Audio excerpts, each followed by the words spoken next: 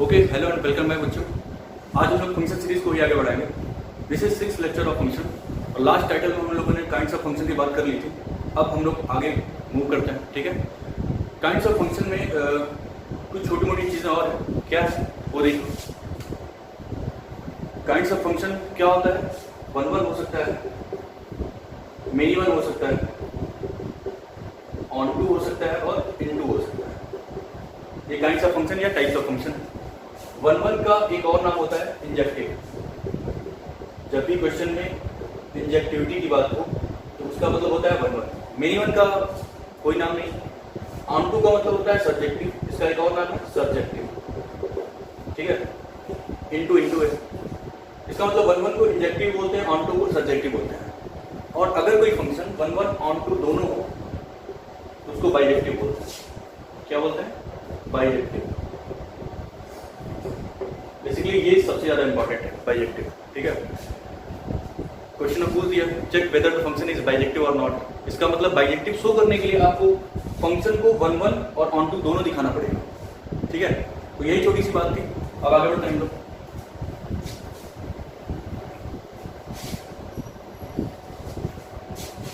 Next title है algebraic function. ये सब क्लासिफिकेशन ऑफ फंक्शन में हम लोग ने देख रखा है, ठीक है। स्क्रीन पे दिख रहा होगा अलजेब्रिक फंक्शन क्या होता है, ठीक है। चाहो तो एक बार पढ़ लेना आप। Algebraic function, polynomial function, rational, irrational, transcendental, ये सारी चीजें हम लोगों ने पढ़ रखा है फर्स्ट वीडियो लेक्चर में, क्लासिफिकेशन ऑफ फंक्शन में, ठीक है। अब आगे बढ़ते हैं। इसके बाद क्या है, कुछ ट्रिग्नोमेट्रिक फंक्शन है, इनके जो है ग्राफ वगैरह है, तो जल्दी जल्दी हम लोग ग्राफ बनाते हैं, ठीक है, क्योंकि ये सब भी कर रखा है हमने। और आगे जो बच्चे नहीं पढ़ पाए हैं वो ट्रिग्नोमेट्रिक फंक्शन में कर लेंगे, क्योंकि ट्रिग्नोमेट्रिक फंक्शन में बाकी जो है ट्रिग्नोमेट्रिक फंक्शन आएंगे, उनके ग्राफ वगैरह भी आएंगे, तो वहां पे हम लोग और डिटेल में पढ़ेंगे। फिलहाल जल्दी जल्दी ग्राफ देख लो सारे ट्रिग्नोमेट्रिक फंक्शन के। तो ट्रिग्नोमेट्रिक फंक्शन पहला है y equal sin x, second y equal cos x, third जो है y equal tan x, fourth y equal cot x, fifth y equal cosec x, six y equal sec x। इन सबका graph हम देखते हैं, ठीक है। sin x का graph बनाते हैं जल्दी। sin x का ग्राफ क्या होता है? कुछ ऐसा होता है, ठीक है। cos x का ग्राफ बनाते हैं, cos x का ग्राफ। तो cos x का ग्राफ कैसे बनेगा? ऐसे बनेगा, ठीक है। tan x का ग्राफ ये भी मैंने सिखाया था। tan x बनता है कैसे? तो tan x कुछ इस तरह बनता है, ठीक है, इस तरह बनता है। ग्राफ आगे भी कंटिन्यू होगा, जगह कम पड़ने की वजह से ऐसा बन रहा है, ठीक है। ये हो गया y इक्वल sin x का ग्राफ, ये हो गया y इक्वल cos x का ग्राफ, जो गया y इक्वल tan x का ग्राफ, ठीक है। अच्छा, ये पॉइंट क्या होता है? ये x है, ये y है, ये पॉइंट होता है 0, ये क्या होता है पाई, ये क्या होता है 2 पाई, ये क्या होता है 3 पाई, ये क्या होगा 0 पाई के बीच पाई बाई 2, ये क्या होगा 3 पाई बाई 2, ये क्या होगा 5 पाई बाई 2। कुछ एक टर्म्स है, इधर पॉजिटिव इधर नेगेटिव, ये हो जाएगा माइनस पाई, ये होगा माइनस 2 पाई, ये होगा माइनस 3 पाई, ठीक है। अच्छा, ये पॉइंट क्या होगा 0, 0 पे cos क्या होता है 1 होता है। अच्छा, ये क्या होता है? ये पाई बाई 2 होगा, ठीक है। ये क्या होगा 3 पाई बाई 2, ये क्या होगा 5 पाई बाई 2। cos और मल्टीपल ऑफ पाई बाई 2 क्या बनता है? 0 बनता है, यह 0 देता है। ये क्या होगा माइनस पाई बाई 2, ये क्या होगा माइनस 3 पाई बाई 2, ये क्या होगा माइनस 5 पाई बाई 2। ये पॉइंट क्या होगा 0 पाई बाई 2 के बीच में तो जाना नहीं, ये पॉइंट पाई होता है, ये पॉइंट 2 पाई होता है। सेम गोज, ये पॉइंट क्या होगा माइनस पाई, ये पॉइंट क्या होगा माइनस 2 पाई। आगे बढ़ते हैं 10 के लिए। ये पॉइंट 0 होता है, ये क्या होगा पाई बाई 2, पाई बाई 2 पे क्या होता है 10 इनफाइनाइट होता है, ये होगा पाई, ये क्या होगा 3 पाई बाई 2, ये पॉइंट माइनस पाई बाई 2, ये point minus pi, and so on. ये ग्राफ आगे मूव करता रहेगा, ठीक है ना। और भी बात करते हैं। कॉट, कोसेक और सेक वाले ग्राफ को, ठीक है, इसको इरेज करते हैं। बहुत ही सिंपल है। आप ये सारे ग्राफ जो है ट्रिग्नोमेट्रिक फंक्शन में आने वाले हैं, वहाँ पे हम लोग डिटेल में पढ़ने वाले हैं। यहाँ पे जल्दी जल्दी ग्राफ देखो।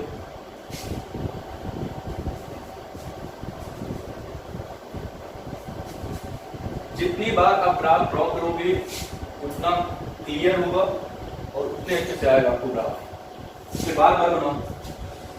Cot y equal cot x, cot x का ग्राफ कैसे होगा? टेन जैसा भी होगा, बस टेन क्या होता है, टेन इंक्रीजिंग होता है और कॉट क्या होगा, डिक्रीजिंग होगा। अगर ये जीरो है, ठीक है, तो ग्राफ कुछ ऐसा होगा। टेन ऐसे बनता था तो कॉट ऐसे बनेगा। कॉट जीरो पे डिफाइन नहीं होता है, ठीक है। ये चीजें और भी आगे बढ़ेंगी। यहां भी कर लो, एक और बना लो। ये जीरो है, ठीक है। ये पॉइंट क्या होगा? ये पॉइंट होगा पाई बाई 2। ये क्या होगा? 3 पाई बाई 2। ये क्या होगा? ये होगा पाई। सेम गोस, ये क्या होगा? ये होगा माइनस पाई बाई 2। ये क्या होगा? ये माइनस पाई होगा। ये माइनस 3 पाई बाई 2। ऐसे जो है ग्राफ आगे बढ़ेंगे। ये हो गया वाई इक्वल कॉट एक्स का ग्राफ। अब कोसेक का देख लेते हैं। कोसेक का ग्राफ कुछ इस तरह बनता है। ये y इक्वल -1 लाइन होता है, ये y इक्वल +1 लाइन होता है, ठीक है। और ऐसे ड्रॉ करो, कुछ वर्टिकल लाइन ऐसे ड्रॉ करो। ये जीरो होता है, ठीक है ना, ये जीरो होता है। अब कुछ वैल्यू अगर आपको पता है तो इसके बेस पे आप जो है कोसेक सेक किसी का भी ग्राफ जो है प्लॉट कर सकते हो। जैसे मान लो आपको पता है कि कोसेक, ये y इक्वल कोसेक x का ग्राफ हम प्लॉट कर रहे हैं, ठीक है। कोसेक x को 1/sin x पे लिख सकते हो, ठीक है। अब साइन की वैल्यू रखो, उससे आइडिया लग जाएगा। तो जीरो पे क्या होगा? साइन 0 0 होगा। 1/0 क्या होता है? इनफाइनाइट होता है। इसका मतलब जीरो पे ग्राफ क्या होगा? इनफाइनाइट को टच करेगा। जीरो प्लस करते ही इनफाइनाइट पे ग्राफ। उसके बाद ये लाइन पाई बाई 2 ले लो, ठीक है। ये पाई बाई 2 बीच में ले लो, पाई बाई 2 बीच में लो। अब पाई बाई 2 देखो, पाई बाई 2 पे क्या होगा? Sine pi by 2 means sign 1। Sine pi by 2 क्या होता है? 1 होता है। 1/1 1 होगा। इसका मतलब पाई बाई 2 पे ग्राफ क्या होगा? 1 को टच करेगा। तो y इक्वल 1 लाइन ये है, तो ग्राफ इनफाइनाइट से आएगा, इन्फिनिटी से आएगा, 1 को टच करेगा। ये y इक्वल 1 लाइन है। फिर पाई भी देखो, साइन पाई क्या होगा? ये पाई है। साइन पाई क्या होगा? 0 होगा। तो 1/0 क्या होगा? इनफाइनाइट। फिर ग्राफ ऐसे इन्फिनिटी में चला जाएगा।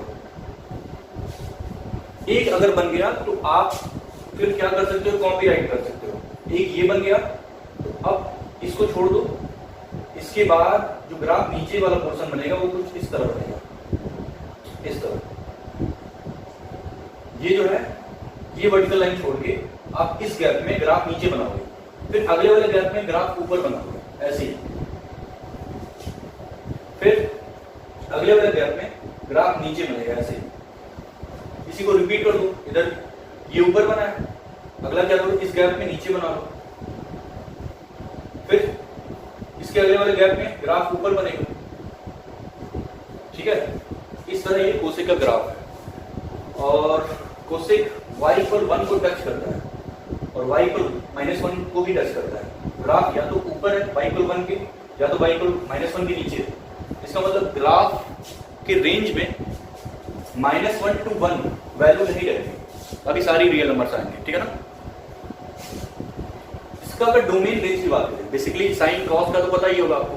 टेन का क्या होता है? टेन होता है साइन अपॉन कॉस, मतलब नीचे कॉस 0 बनता है तो टेन को प्रॉब्लम है। तो 10 के लिए देखो पहले, y इक्वल 10x के लिए 10 होता है sine upon cos, sine upon cos. जहां पे कॉस 0 बनेगा वहां 10 को प्रॉब्लम हो जाएगा, ठीक है। तो कॉस को 0 नहीं बनने देना है। तो कॉस अगर 0 नहीं बनेगा तो डोमेन के लिए क्या करोगे? डोमेन के लिए तो आपको दिमाग ये लगाना है कि डोमेन में r पूरा रियल नंबर तो होगा ही, लेकिन क्या नहीं होगा? जहां पे cos 0 बनता है, नीचे आपको 0 नहीं बनने देना है। तो cos 0 कहां बनता है? Odd multiple of pi by 2 पे। तो 2n + 1 पाई बाई 2, ये हो गया odd multiple of pi by 2। Same goes. अच्छा रेंज के लिए कुछ सोचना ही नहीं है। रेंज 10 का रेंज क्या होता है? All real number. तो 10 का तो पता चल गया। कॉर्ड का लिख लो, कॉर्ड का डोमेन रेंज। तो डोमेन क्या होता है? कॉर्ड का डोमेन।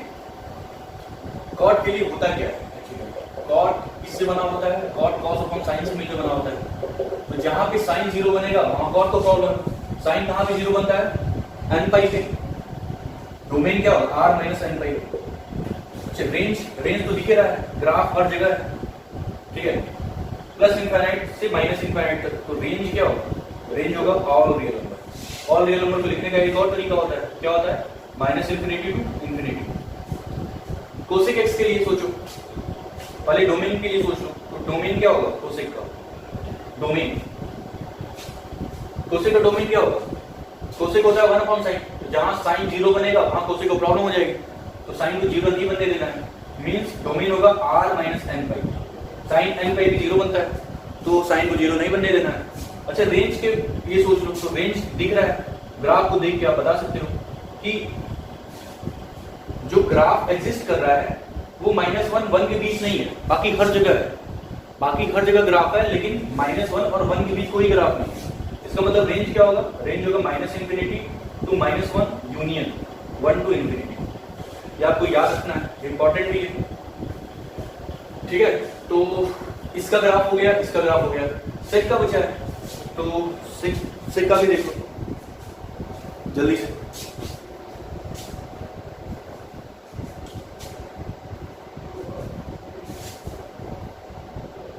कॉट एक्स का ग्राफ हो गया, ठीक है ना, वाई को कॉट एक्स का ग्राफ हो गया। अब हम लोग जो है एक बचा है सेक एक्स का ग्राफ देखेंगे, ठीक है ना। तो सेक एक्स का ग्राफ और कॉट एक्स का ग्राफ लगभग एक जैसा है जैसे साइन एक्स और कॉस एक्स का ग्राफ है, ठीक है। क्या डिफरेंट है? डिफरेंस वगैरह क्या है ये देखते हैं हम लोग। बहुत माइनर सा डिफरेंस है। वो क्या है? ग्राफ तो इस तरह ही बनेगा, फर्क क्या होगा वो देखते हैं हम लोग, ठीक है। ये लाइन हो गया y इक्वल 1, ये लाइन हो गया y इक्वल -1, ठीक है। किसका ग्राफ आप बना रहे हो? ग्राफ बना रहे हो y इक्वल सेक एक्स। आपको पता है कि सेक क्या होता है? 1 अपॉन कॉस होता है। अब कुछ वैल्यूज हम लोग रखेंगे और चेक कर लेंगे कि क्या आ रहा है, ठीक है। तो इसको 0 फिक्स कर लो। अब कुछ वैल्यूज हम लोग रखते हैं, देखो ट्रिग्नोमेट्रिक टेबल से पहले 0 रखो, x की जगह 0, cos 0 क्या होता है? 1 होता है, 1 अपॉन 1 क्या होगा? 1 होगा। इसका मतलब 0 पे से क्या दे रहा है? 0 पे से 1 दे रहा है, मतलब ग्राफ यहाँ पे होगा, यहाँ पे ग्राफ यहाँ पे होगा, ठीक है। आगे बढ़ते हैं, π/2 रखो। π/2 रखने पे cos π/2 क्या होगा? 0 होगा, 1/0 इंफिनिटी। इसका मतलब यहाँ पे है, फिर इंफिनिटी पे जाएगा, ठीक है। किस वैल्यू पे? π/2 रखने पे cos π/2 0 होगा, 1/0 इंफिनिट होगा। तो ग्राफ यहाँ तक पहुंच गया। अच्छा -π/2 पे भी देखो, -π/2 पे क्या होगा? cos -π/2 0 होगा और 1/0 फिर इंफिनिट। इसका मतलब ये इंफिनिट पहुंच गया। बस अगर एक बन गया, अब आपको क्या करना है? अब आपको कॉपी करना है, ठीक है, जैसे आपने यहाँ पे किया था, ठीक है। इस गैप में ऐसे बना है, अगले वाले गैप में क्या होगा? अगले वाले गैप में ऐसे बनेगा, ठीक है। ये पॉइंट क्या होगा? ये होगा पाई। फिर नेक्स्ट वाले गैप में क्या होगा? नेक्स्ट वाले गैप में ऐसे बनेगा। एक और बना देते हैं, ये यहाँ पे ऐसे बना है, तो इधर वाले गैप में क्या बनेगा? ऐसे बनेगा। ये हो गया y इक्वल सेक एक्स का ग्राफ, ठीक है। तो कोसेक और सेक का लगभग सिमिलर है, बहुत ही माइनर सा डिफरेंस है, ठीक है। इसके डोमेन एंड रेंज की बात कर लेते हैं। इसका डोमेन क्या होगा? इस फंक्शन का डोमेन क्या होगा? इस फंक्शन का डोमेन क्या होगा?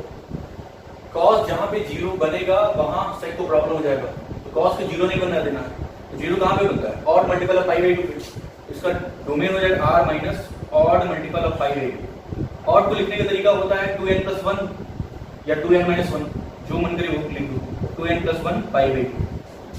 अब रेंज की बात कर लेते हैं। तो रेंज, इसका रेंज और इसका रेंज सेम होता है, ठीक है ना। आप देख सकते हो कि ग्राफ -1 और 1 के बीच लाई नहीं करता है। इसका रेंज क्या होगा? -∞ टू -1 यूनियन 1 टू इंफिनिटी, ठीक है। ये हो गया। आगे बढ़ते हैं हम लोग। ये हो गया ट्रिग्नोमेट्रिक फंक्शन के ग्राफ। हालांकि हम लोग ट्रिग्नोमेट्रिक फंक्शन जब स्टार्ट करेंगे, या 12 के बच्चे जो ट्रिग्नोमेट्रिक फंक्शन पढ़ चुके हैं उनके ग्राफ वगैरह देख लिए, उनके लिए बहुत सिंपल, जो नहीं पढ़े हैं वो ट्रिग्नोमेट्रिक फंक्शन में पढ़ लेंगे, ठीक है, डिटेल में पढ़ लेंगे। तो इसको हटाते हैं, ठीक है, आगे बढ़ते हैं हम लोग, आगे बढ़ते हैं।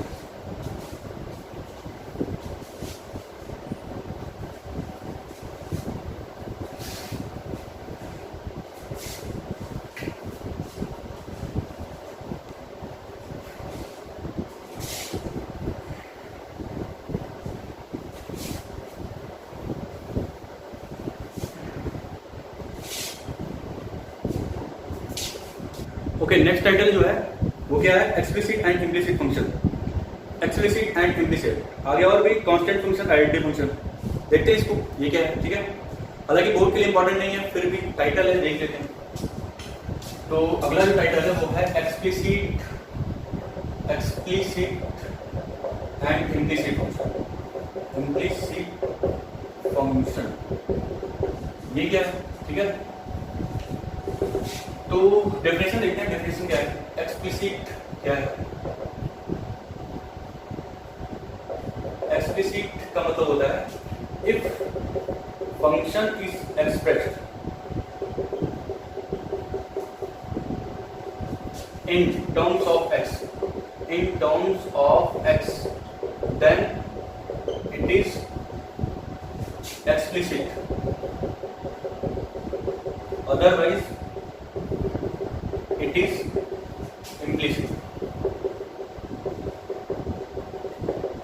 ठीक है। तो इस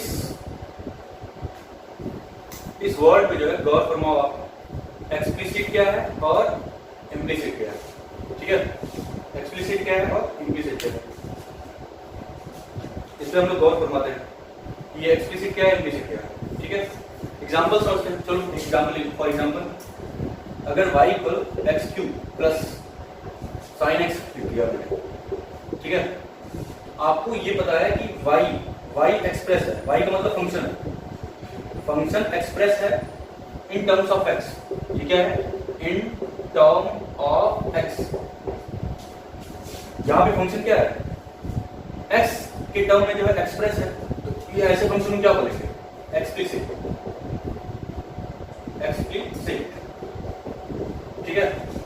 फंक्शन x के टर्म में एक्सप्रेस है, और अगर ये एक्सप्रेस नहीं है, in terms of x express नहीं है, मतलब कुछ घुला मिला हो, अगर कुछ फंक्शन ऐसा मिल जाए जैसे x square y plus sine x square plus y equal 0, यहां पे इसको देख के ये लग रहा है कि आप जो है किसी भी तरीके से आप y को इन टर्म्स ऑफ x नहीं लिख सकते हो, y को इन टर्म्स ऑफ x नहीं लिख सकते हो।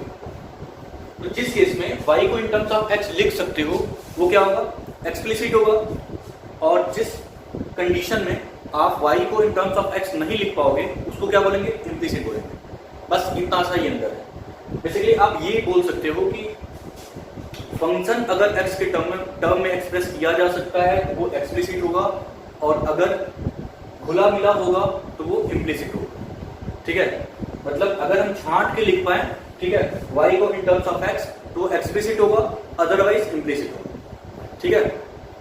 और भी एग्जांपल देख लो, और भी एग्जांपल हम देखते हैं, जैसे y equal x cube, y equal e पे x प्लस e पे माइनस एक्स प्लस 1, ठीक है। और यहाँ पे लिख लेते हैं x y square plus e पे y माइनस e पे x y square plus 1 equal 0 plus sine y equal to 0। ये आप यहां पे देख सकते हो, ये y क्या है, in terms of x express है, x के टर्म में एक्सप्रेस किया गया है, ये क्या होगा, एक्सप्लिसिट होगा, एक्सप्लिसिट। ये क्या होगा, in terms of x express है, ये भी एक्सप्लिसिट होगा, एक्सप्लिसिट। ये क्या होगा, ये इम्प्लिसिट होगा, बुला मिला है, इम्प्लिसिट, ठीक है। आप इसको इन टर्म्स ऑफ x नहीं लिख पाओगे तो क्या होगा, इम्प्लिसिट होगा। बस आगे बढ़ते हैं हम लोग। आगे बढ़ते हैं।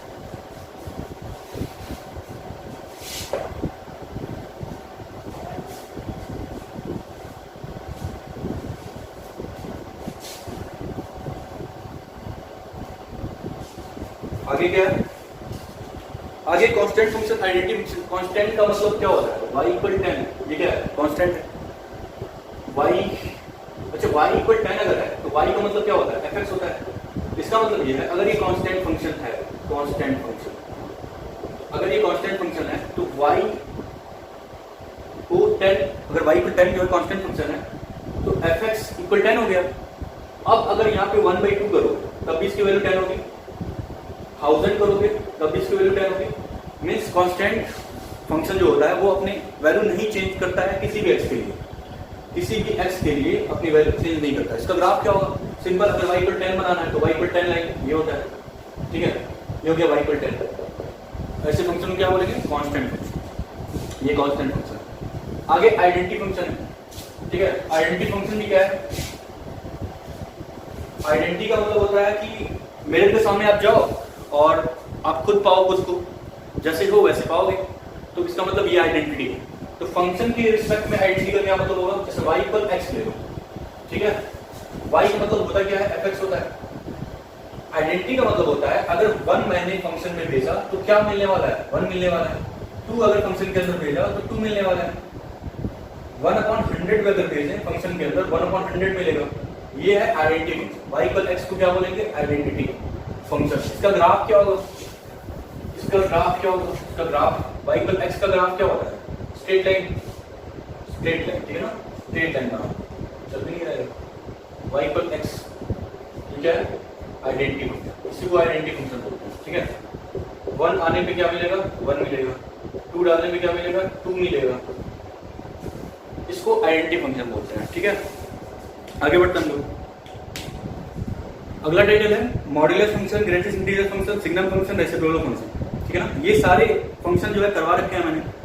मॉड्यूलस फंक्शन आप जानते हो वी शेप होता है, greatest integer function step up function होता है, सिग्नम, ठीक है, सिग्नम का रेंज क्या होता है, +-1 एंड 0, करली ब्रैकेट ऑफ +1 -1 0। रेसिप्रोकल 1/x का ग्राफ, 1/x² का ग्राफ, ये सब पता है आप, ठीक है, ये सब मैंने करवा रखा है, सब कर लिए सब।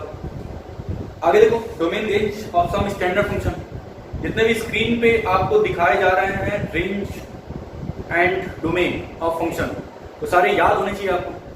इसमें से बहुत सारे फंक्शन का आपने कर रखा है, ठीक है, जो थोड़े बहुत बचे हैं उनके डोमेन एंड रेंज आप पढ़ लेना, ठीक है, याद कर लेना इसको, याद कर पाए तो ठीक, वरना समझ लेना इसको। आगे बढ़ते हैं, इंपॉर्टेंट टिप्स, कुछ टिप्स वगैरह है, ठीक है, मींस नोटेबल पॉइंट है, ये आपको पता होना चाहिए।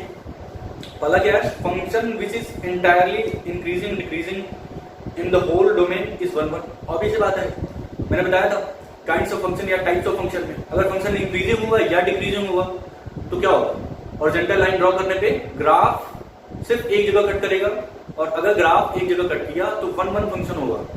तो कुछ पुरानी चीजों को रिलेट करके बता रहा है, कुछ खास नहीं बता रहा है, ठीक है।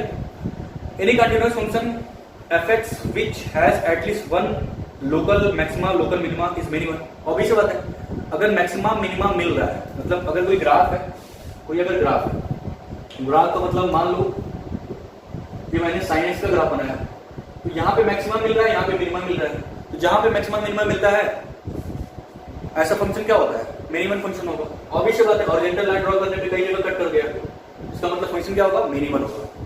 बहुत सारी सिंपल बातें हैं, आगे भी पढ़ लेना, ठीक है, ये इंपॉर्टेंट नहीं है। आगे बढ़ते हैं हम लोग। अगला टाइटल क्या है, इवन एंड ऑड फंक्शन, ये इंपॉर्टेंट है, इवन एंड ऑड फंक्शन। देखते हैं इवन एंड ऑड फंक्शन क्या होता है, ठीक है, एक बार आप पढ़ लो डेफिनेशन वगैरह क्या दिया है, पढ़ लो, मतलब हम बता रहे हैं, ठीक है। इसका मीनिंग क्या है, even and odd function, even and odd function.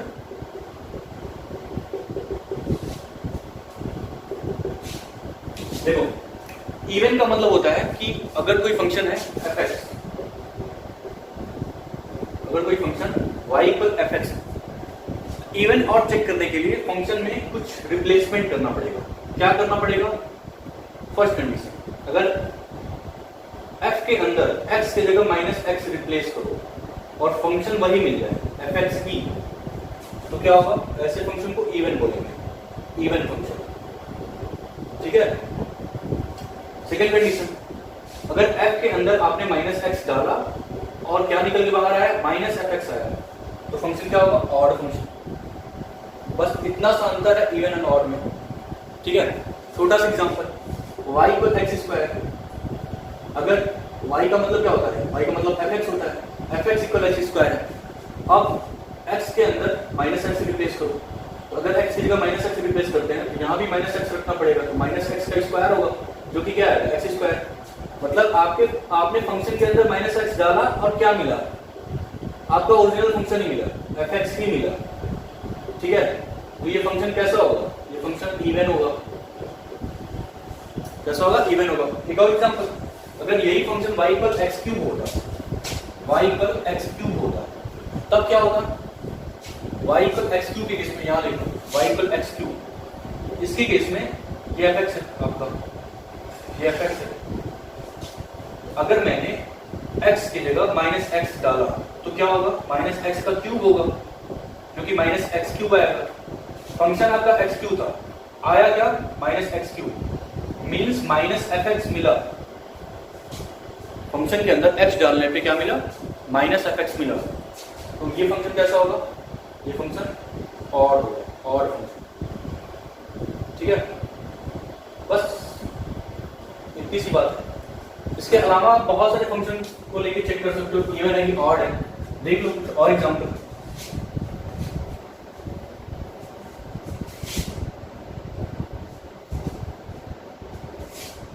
और एग्जांपल देख लो, मान लो y इक्वल मैंने ले लिया साइन एक्स। ठीक है। अब इसके अंदर क्या करूं, कुछ वैल्यू रखो, कुछ एक वैल्यू रखो, एफ एक्स। अगर हम f of pi by two डालते हैं तो पाई बाई टू क्या होगा, sine of pi by two means 1 होगा। और अगर हम माइनस पाई बाई टू रखते हैं तो क्या होगा, sine of minus pi by two, ये क्या आएगा, -1 आएगा। ठीक है। ग्राफ से आप चेक कर सकते हो कि sine of minus pi by two क्या होता है, -1 होता है। तो इसका मतलब ये है, इसका मतलब ये है कि फंक्शन के अंदर, ये ऑड फंक्शन के अंदर मैंने माइनस एक्स डाला और फंक्शन क्या मिला, फंक्शन मिल गया माइनस एफ एक्स। तो ये क्या है, ये फंक्शन ऑड होगा। साइन के केस में यही होता है, साइन एक ऑड फंक्शन है। ठीक है। y इक्वल कॉस एक्स, ये क्या, ये इवन फंक्शन है। फॉर एग्जाम्पल, अगर मैंने कॉस के अंदर पाई डाला, ठीक है, कॉस के अंदर पाई डाला, कॉस पाई क्या होता है, कॉस पाई होता है -1, कॉस पाई क्या होता है, -1। और अगर मैंने माइनस पाई डाला, ठीक है, तो कॉस ऑफ माइनस पाई क्या होगा, ये भी -1 होगा। ठीक है। ये भी क्या होगा, -1। ग्राफ से आप देख सकते हो, कॉस ऑफ माइनस पाई क्या होगा, -1 होगा। तो इसका मतलब ये है कि कॉस के अंदर क्या प्रॉपर्टी है, कॉस के अंदर अगर हम f ऑफ माइनस एक्स डाल रहे हैं तो एफ एक्स मिल रहा है, x की जगह माइनस एक्स रिप्लेस करने पे एफ एक्स मिल रहा है। इसका मतलब ये फंक्शन कैसा होगा, इवन फंक्शन होगा, इवन फंक्शन। बहुत सारे इवन एंड ऑड फंक्शन है, ठीक है, जो आप वैल्यू पुट करके रख सकते हो। इवन के लिए क्या करना है, इवन के लिए आप इवन ऑड डिसाइड करने के लिए x की जगह माइनस एक्स रिप्लेस करो। अगर f of minus x f x मिल जाए इवन होगा, और अगर f of minus x minus f x मिले तो ऑड होगा। ठीक है। तो आप वैल्यूज रख के भी देख सकते हो, या फिर x की जगह माइनस एक्स रख लेना। ठीक है। आगे बढ़ते हैं लोग, कुछ और एग्जांपल अगर इसमें दिया हो तो देखा जाए।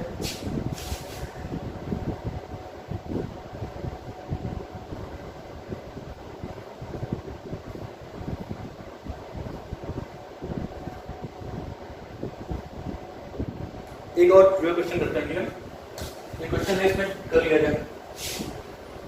क्वेश्चन है इवन ऑड पे एक और एग्जांपल देखते हैं, ठीक है ना, इवन ऑड पे एक और एग्जांपल देखते हैं। यहाँ पे दिया है एक क्वेश्चन, उसको करते हैं। अच्छा क्वेश्चन है, ठीक है, क्या है, IIT JEE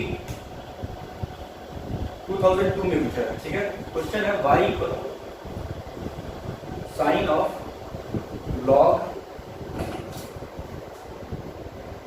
x plus under root x square plus 1। है, इस व्हाट इवन है ऑड है, आपको ये बताना है। CIT 2002 में पूछा है, ठीक है। तो कैसे किया जाए, आपको पता होगा y का मतलब fx होता है। इवन ऑड चेक करने के लिए x की जगह माइनस एक्स रिप्लेस करो, तो x की जगह माइनस एक्स रिप्लेस करने पे क्या होगा, यहाँ भी x की जगह माइनस एक्स रखना पड़ेगा, तो sine of log minus x, x की जगह माइनस प्लस, ये क्या होगा, x की जगह माइनस एक्स रखने पे क्या होगा, एक्स स्क्वायर ही होगा, एक्स स्क्वायर प्लस 1। अब इसके बाद क्या किया जाए, यहाँ से तो कुछ नहीं दिख रहा है अभी, तो क्या किया जाए, यहाँ पे कुछ रूट में है, यहाँ पे जो एलिमेंट है वो रूट से फ्री है, तो आप चाहो तो कुछ और सिंप्लीफाई करने के लिए रेशनलाइजेशन करते हैं, ठीक है ना।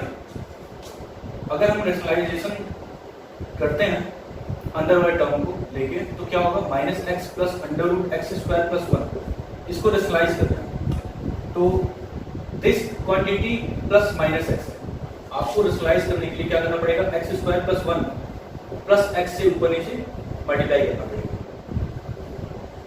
ठीक है। इससे हम लोग मल्टीप्लाई कर देते हैं।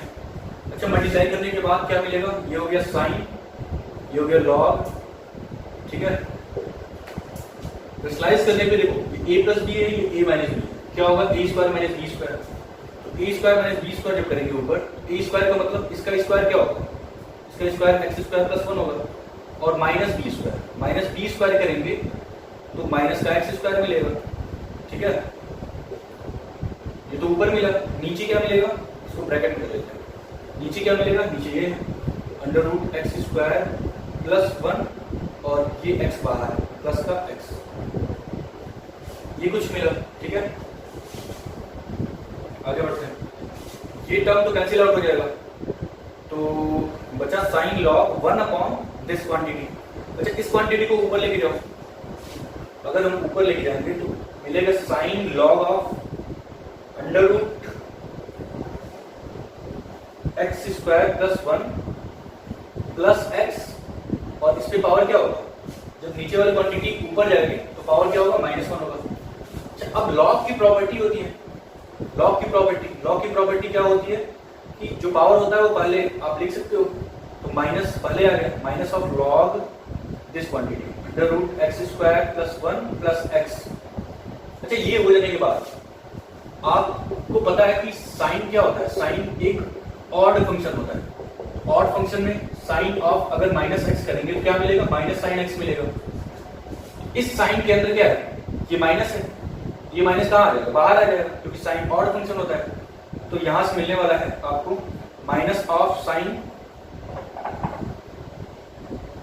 ये सारी क्वांटिटी लॉग ऑफ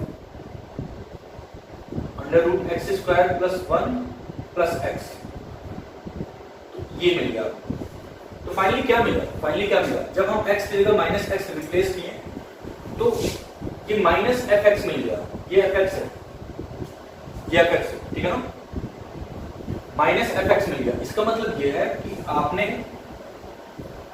x की जगह माइनस एक्स रिप्लेस करने पे, x की जगह माइनस एक्स रिप्लेस करने पे क्या है, माइनस एफ एक्स आएगा। ये फंक्शन क्या होगा, ऑड फंक्शन, ये फंक्शन क्या होगा, ऑड फंक्शन, ये फंक्शन है ऑड, इंपॉर्टेंट है, आईटी पूछा गया क्वेश्चन है, ऑड फंक्शन, ठीक है। बस आगे बढ़ते हैं, नेक्स्ट टाइटल देखते हैं।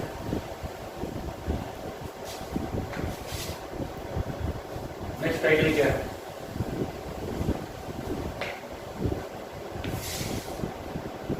अगला टाइटल है पीरियोडिक फंक्शन, ठीक है ना, पीरियोडिक फंक्शन, ये भी इंपॉर्टेंट है, ये भी लिख लो। तो पीरियोडिक फंक्शन क्या होता है, पीरियोडिक फंक्शन डेफिनेशन वगैरह पढ़ लो, स्क्रीन पे होगा सारा डेफिनेशन, मतलब मैं बता रहा हूँ, ठीक है।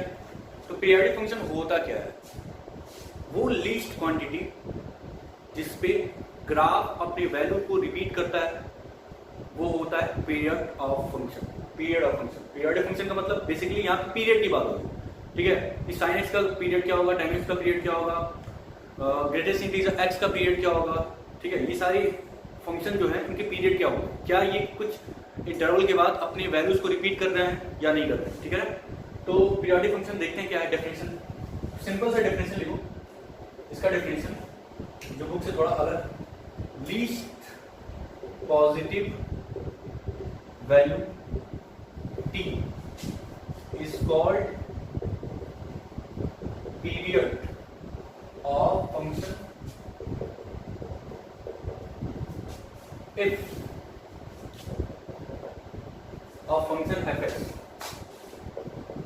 if f of x plus t become fx। ये इंपॉर्टेंट है। t वो लीस्ट पॉजिटिव वैल्यू है किसी फंक्शन का जो f x प्लस t को क्या बना दे, fx बना दे, for all x belongs to domain of function, domain of function, ठीक है।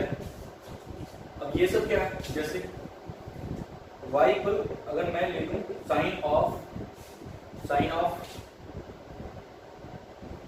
x, ठीक है, y का मतलब क्या होता है, fx होता है। आपको पता है कि साइन x एक पीरियोडिक फंक्शन है। क्यों पीरियोडिक फंक्शन है? क्योंकि अगर मैं यहां पे x प्लस 2 ले लूं तो यहां भी क्या लेना पड़ेगा, साइन x प्लस 2 या 2 प्लस x, 2 प्लस x। और आपको पता होगा साइन 2 प्लस x क्या होता है, साइन x ही होता है। फिर 2 क्या होता है, नो चेंज। 2 वैल्यू क्या होता है, नो चेंज। तो साइन 2 प्लस x हमेशा क्या होगा, साइन x होगा। आपको ये दिख रहा होगा कि x प्लस टी करने पे ये क्या मिला, साइन x मिला। 2 इसका पीरियड हो सकता है, ठीक है, 2 इसका पीरियड हो सकता है। आपके दिमाग में ये हो रहा होगा, क्या 2 से छोटी भी कोई ऐसी क्वांटिटी है जहां पे fx प्लस टी fx के बराबर होगा? चेक करके देख लो। चलो 2 न लेके हम x की जगह यहाँ पे t की जगह पाई लेते हैं, x प्लस पाई। तो यहाँ क्या होगा, sine pi plus x, sine pi plus x, sine 180 plus theta, x की जगह क्या है, थीटा की जगह x है। तो साइन पाई प्लस x क्या होगा, माइनस साइन x, ठीक है। पाई पे नो चेंज होता है, पाई पे क्या होगा, नो चेंज। साइन का साइन ही रहेगा, लेकिन third quadrant pi plus x क्या होगा, थर्ड क्वाड्रेंट, तो साइन क्या होगा, नेगेटिव मिलेगा। तो यहाँ पे क्या मिला, x प्लस पाई करने पे साइन x नहीं मिला, माइनस साइन x मिलने लगा।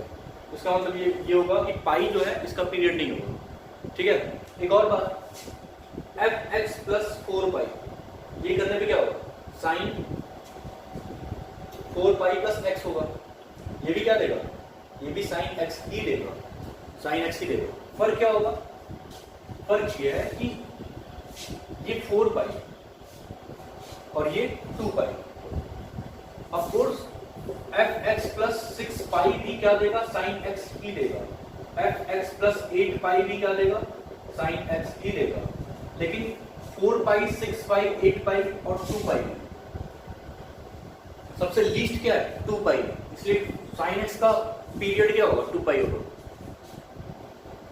साइन x का जो पीरियड मिला है वो 2 भी मिला है, 4 भी मिला है, 6 भी मिला है, 8 भी मिला है, ऐसे सो ऑन, ठीक है।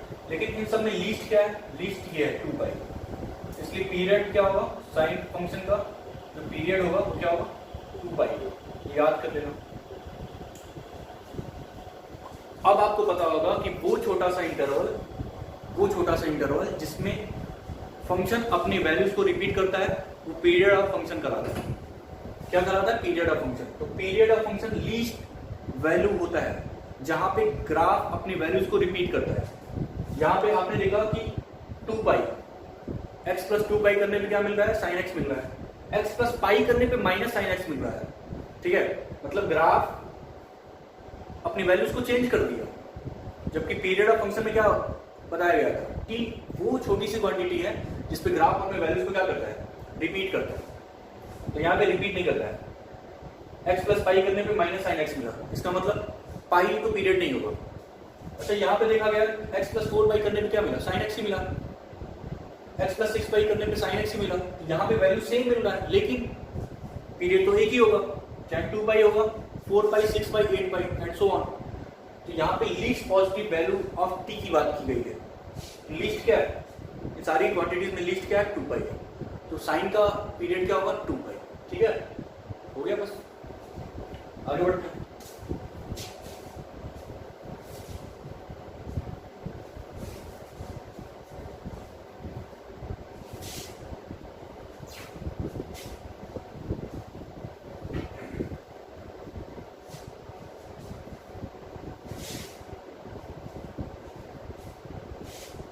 देखते हैं अगर टेबल बना है तो ठीक है। हाँ, टेबल दिया गया है, ठीक है ना। कुछ टेबल है, टेबल में क्या है, कुछ ट्रिग्नोमेट्रिक फंक्शन है, कुछ और फंक्शन है, अलजेब्रिक फंक्शन है। इनके जो है पीरियड्स वगैरह दिए हैं, वो आपको याद होना चाहिए। जैसे आपको दिख रहा होगा कि साइन पे nx या mx है, साइन पे mx। चलो ये बता देते हैं, ठीक है। इन जनरल आपको ये याद कर लो कि sign x, cos x, tan x, cot x, sec x और cosec x, इन दोनों का पाई 2 पाई, मतलब पीरियड क्या होगा, 2 पाई। इन दोनों का पीरियड 2 पाई, इनका पीरियड पाई होता है, याद रखना। इन दोनों का पीरियड क्या होगा, 2 पाई, और tan x cot x का पीरियड पाई होता है, ठीक है। और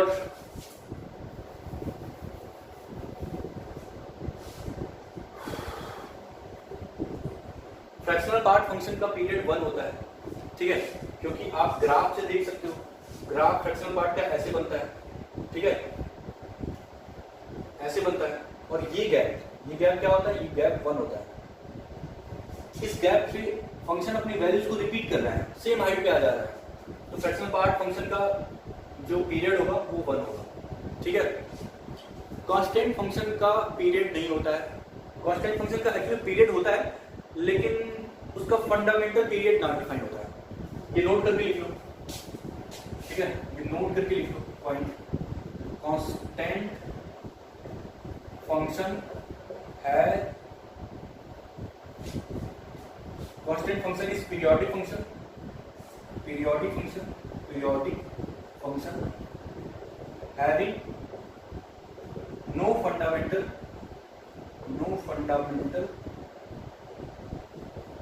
पीरियड।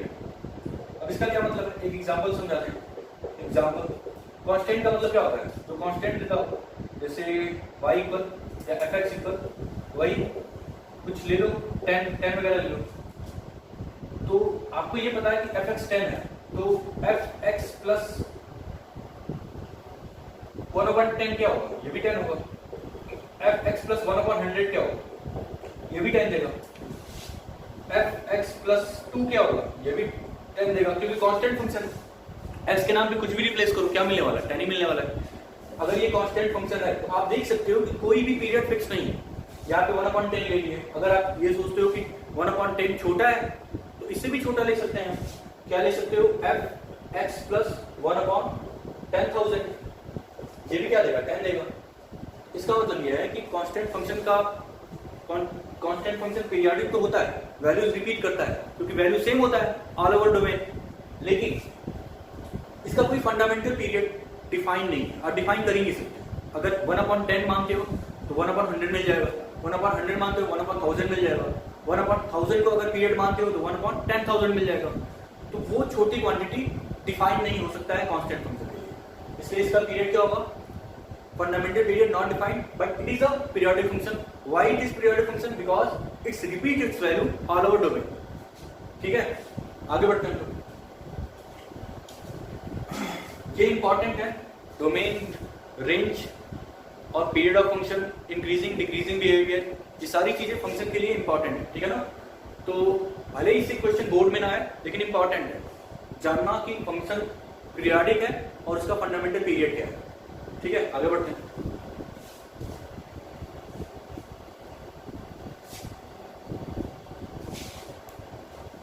टेबल दिया है, ठीक है, एक बार पढ़ लेना टेबल वगैरह दिया है, ठीक है, टेबल को एक बार पढ़ लेना, ठीक है। Mod sine x, mod cos x, mod tan x, इन सबका पीरियड क्या होता है, पाई होता है। अच्छा, x minus greatest integer of x, इसका 1 है, ये क्या है x minus greatest integer x। देखो किसी भी रियल नंबर को आप उसके इंटीजर और उसके फ्रैक्शनल पार्ट में आप डिफाइन कर सकते हो, ये बहुत इंपॉर्टेंट है।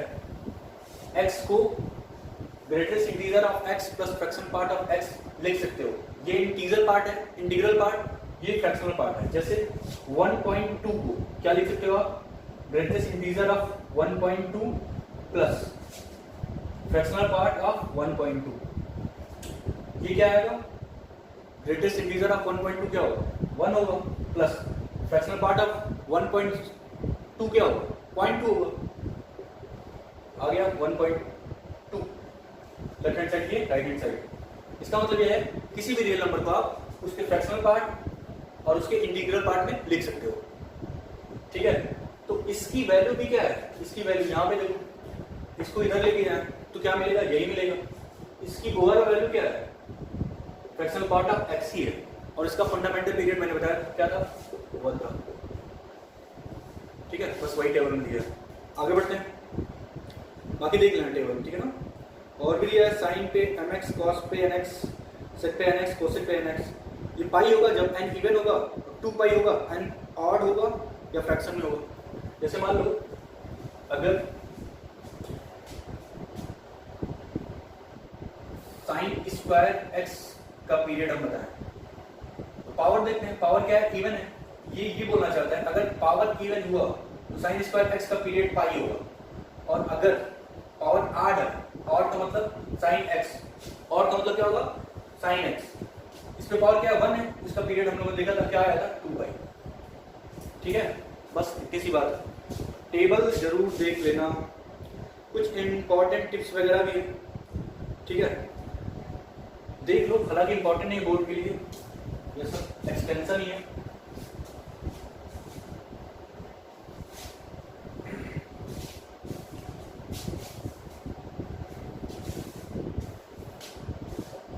पहला पॉइंट क्या है, पहला पॉइंट ये है कि if fx is a periodic with period t, then c of fx is period with period t, fx plus c is periodic with period t and it is periodic। बकवास, पूरी तरह बकवास, ठीक है ना। देखो अगर मान लो कोई फंक्शन है sin x plus 3, ठीक है, तो अगर हम इस फंक्शन में c से मल्टीप्लाई करते हैं, c का मतलब कोई कांस्टेंट, तो क्या होगा c of sine of x plus 3 होगा। चलो c के नाम पे कोई ले लो, जैसे c के नाम पे हम ले लेते हैं 5 times of sine x plus 3 हो गया।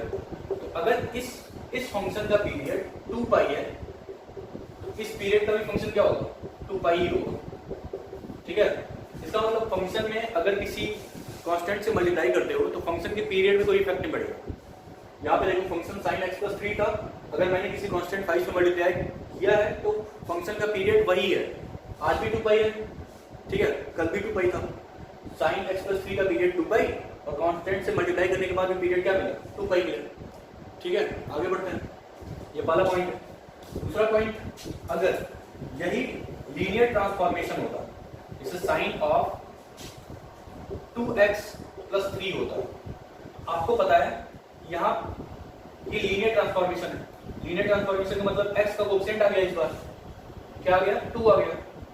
अभी तक इसका पीरियड क्या था, x प्लस 3 रहता तो पीरियड 2 पाई रहता, अब इस फंक्शन का पीरियड हो जाएगा 2 पाई डिवाइडेड बाय ये कांस्टेंट क्या है 2 है, पाई आ गया, मींस इस पूरे फंक्शन का पीरियड क्या होगा 5। अगर x में x के लीनियर एक्सप्रेशन में अगर कोएफिशिएंट आ रहा है तो उसे डिवाइड करो, जो आपका फंडामेंटल पीरियड है इस कांस्टेंट से उसको डिवाइड कर दो, ठीक है। जैसे यहाँ पे फंडामेंटल पीरियड क्या था 2 पाई था, और यहाँ पे 2x प्लस 3 मतलब x का कोएफिशिएंट 2 आया, इसकी वजह से 2 से डिवाइड कर दिया, क्या आ गया पाई, ठीक है। आगे देखते हैं, वही बकवास दिया है, अगर कोई फंक्शन है जो पीरियडिक है 1/fx का पीरियड अगर t है, मतलब fx का अगर पीरियड t है तो 1/fx का भी पीरियड क्या होगा t ही होगा, √fx का भी पीरियड क्या होगा t ही होगा, ठीक है। तो थर्ड पॉइंट अगर आप नोट करना चाहो तो ये नोट कर सकते हो कि अगर fx का पीरियड t है, क्या है t है, तो 1/fx अंडर रूट fx, इसका भी पीरियड क्या होगा, t ही होगा। फॉर एग्जाम्पल, फॉर एग्जाम्पल अगर मान लो मैंने y इक्वल साइन 1/x ले लिया, ठीक है, साइन 1/x। आपको पता है कि साइन 1/x तो fx के नाम पे क्या है,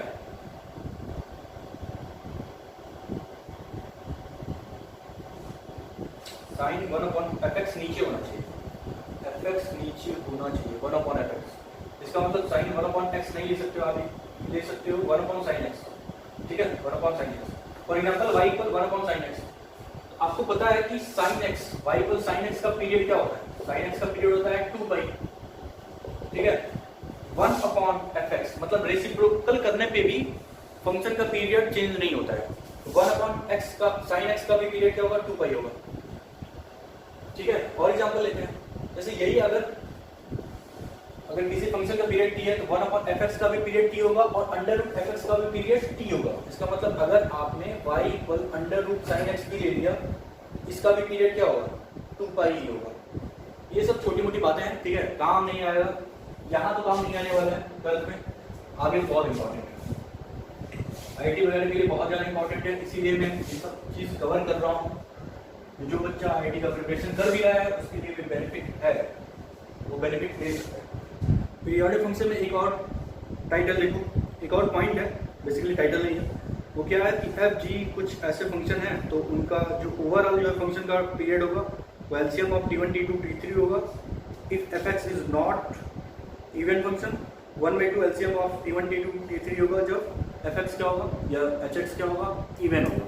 क्या मतलब है, देखो मान लो कोई फंक्शन है ओ एक्स, ये है f x plus g x plus h x, plus minus भी हो सकता है, ठीक है। ओवरऑल अगर आपको ओ एक्स का पीरियड जानना है, ठीक है, ये कंडीशनल है, कंडीशन पे डिपेंड करता है कि ओ एक्स का पीरियड क्या होगा। ओ एक्स का पीरियड, अगर ओ एक्स के पीरियड की बात करें, ओ एक्स का पीरियड होगा पीरियड ऑफ या एलसीएम ऑफ t1, अगर इसका पीरियड t1 है, इसका पीरियड t2 है और इस फंक्शन का पीरियड t3 है, ओ एक्स का जो पीरियड होगा वो LCM of t1, t2, t3। कब, इफ ये कंडीशनल है, if o x is not an even function, ठीक है। और half of LCM of t1, t2, t3 होगा कब, if o x is even function, ठीक है। एक एग्जांपल समझते हैं, एग्जांपल इसमें होगा, ठीक है, देखते हैं एग्जांपल। क्वेश्चन है find period of fx equal sine of pi x by 2 plus 2 cos of pi x by 3 minus 10 of pi x by 4। आपको ओवरऑल fx बोलो या OX बोलो, बात एक ही है ना, OX का पीरियड निकालना है। तो ये f है, ये g है और ये h है। आपको OX का पीरियड निकालना है। सबसे पहले आपको ये चेक करना पड़ेगा ये फंक्शन किस कैटेगरी में आता है या इस कैटेगरी में आता है, इवन है या ओवरऑल ये इवन नहीं है। अब इवन नहीं होने का मतलब ये मत समझ लेना ऑड है, ठीक है, इवन नहीं है इसका मतलब ऑड नहीं है। सिर्फ दो कंडीशन नहीं होता है, इवन ऑड के मतलब ऐसे भी फंक्शन होते हैं जो नहीं इवन होता है नहीं ऑड होते हैं, ठीक है, नाइदर इवन नॉर ऑड। तो इसका मतलब ये आपको बस ये देखना है कि अगर इवन है तो ये रूल अप्लाई करेंगे और अगर इवन नहीं है ऊपर होगा। अब ऑड हो या इवन ऑड दोनों नहीं है, ऊपर होगा कंडीशन। तो यहाँ पे आपको पता होगा ये क्या है, साइन क्या होता है ऑड फंक्शन, कॉस क्या होता है इवन फंक्शन और टेन क्या होता है ऑड फंक्शन। तो ये ऑड ये इवन, इवन प्लस ऑड क्या होता है neither even nor odd. Even plus odd क्या होता है, नाइदर इवन नॉट ऑड। ये मत सोचना इवन प्लस ऑड ऑड होगा, ठीक है, इवन इनटू ऑड ऑड होता है, ये भी देखो, ठीक है, याद कर लेना इस चीज को, काम आएगा। देखो even plus odd, odd plus even, ये क्या होगा, नाइदर इवन नॉर ऑड।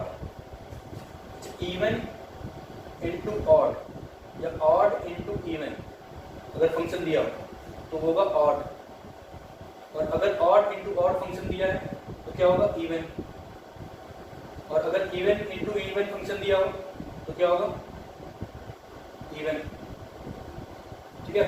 हालांकि इतना जोर से पड़ेगा। ये क्या है, ऑड, ये क्या है, ऑड है, ये क्या है, इवन। ओवरऑल फंक्शन क्या होगा, not even, neither even nor odd, not even, not even क्या है, ऊपर वाला अप्लाई होगा। इसका मतलब अलग अलग फंक्शन का क्या निकालना पड़ेगा, पीरियड निकालना पड़ेगा, उसके बाद इन तीनों का एलसीएम ले लेना है। तो करते हैं इसको।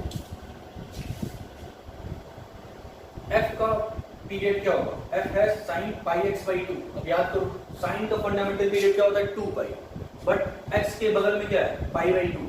इसका मतलब पाई बाई 2 से डिवाइड भी करना पड़ेगा। इसका जो पीरियड होगा साइन वाले का वो होगा 2 पाई अपॉन पाई बाई 2 से क्या करना पड़ेगा, डिवाइड करना पड़ेगा। इसका पीरियड 2 पाई बाई 2 हो गया। ये है आपका T1, ये आपका T1 है, ये आपका T1 है, ठीक है ना। आगे बढ़ते हैं, इसका देखते हैं, ये T2 है। इसका पीरियड क्या होगा, कॉस का फंडामेंटल पीरियड क्या होता है, 2 पाई होता है।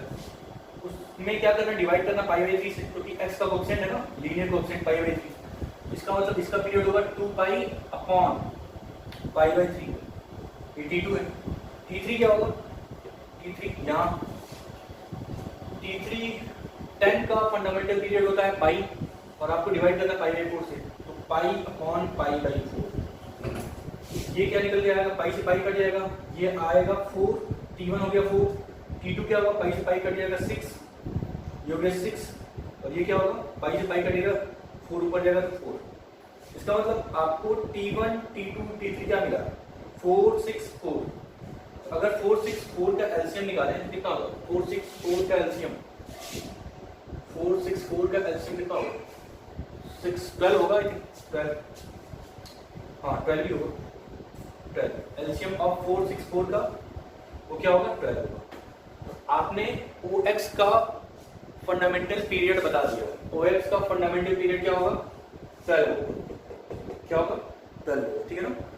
इसका मतलब ये है कि आपने ये बता दिया है कि ओवरऑल अगर बहुत सारे फंक्शन मिलके कोई फंक्शन बना है तो उनका अलग अलग जो फंडामेंटल पीरियड होगा वो दोनों का या तो एलसीएम होगा या तो हाफ ऑफ एलसीएम होगा। वो डिपेंड करेगा, फंक्शन अगर इवन होगा तो half of LCM of T1, T2, T3 या T4 जो भी जितने भी फंक्शन आएंगे, और अगर वो इवन नहीं तो सबका एलसीएम, ठीक है। ये हो गया, तो पीरियोडिक फंक्शन खत्म हो गया। अब आगे बढ़ते हैं, अगला टाइटल, अगला टाइटल क्या है,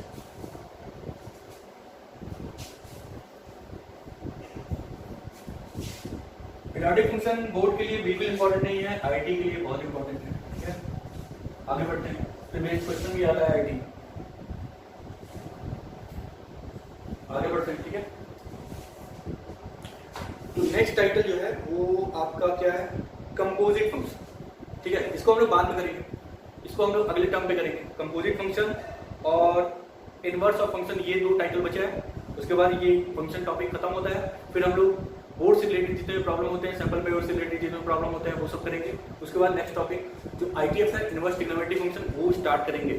फंक्शन रिलेशन ही ऐसा टॉपिक था जो लेंथी था, जिसमें बहुत ज़्यादा टाइम लगा, और इसके बाद जो टॉपिक्स हैं वो छोटे छोटे हैं, उसमें बहुत ज़्यादा टाइम नहीं लगने वाला है। जैसे इनवर्स ऑफ फंक्शन जो होगा वो ITF, उसके बाद जो है मेडिसिन डिटरमिनेंट जो कि आसान होता है और बहुत ही छोटा होता है, ठीक है। कंटिन्यूटी डिफरेंशिएबिलिटी ये भी आसान टॉपिक है। इसका मतलब रिलेशन फंक्शन के बाद जितने भी टॉपिक्स हैं वो आपके बहुत ही छोटे टॉपिक्स हैं, जिनमें कम टाइम लगेगा। इसमें बहुत ज़्यादा टाइम लगा है क्योंकि बहुत ही लेंथी कोर्स है रिलेशन ऑफ फंक्शन, ठीक है। तो इसके बाद नेक्स्ट वीडियो में करेंगे, तब तक के लिए बाय बाय, पढ़ते रहो।